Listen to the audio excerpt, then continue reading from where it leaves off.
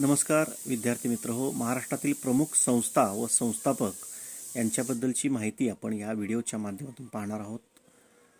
सत्यशोधक समाज याची स्थापना महात्मा फुले यांनी केली.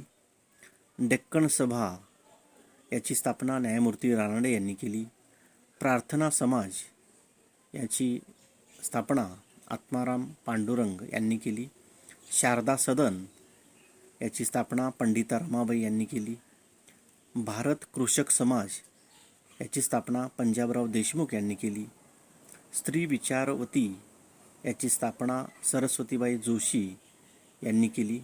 हरिजन सेवक संघ या संस्थेची स्थापना महात्मा गांधी यांनी केली. समता संघ या संस्थेची स्थापना महर्षी कर्वे यांनी केली. मुस्लिम सत्यशोधक मंडळ यांची स्थापना हमीद दलवाई यांनी केली. श्रद्धानंद छात्रालय याची स्थापना पंजाबराव देशमुख यांनी केली. धन्यवाद.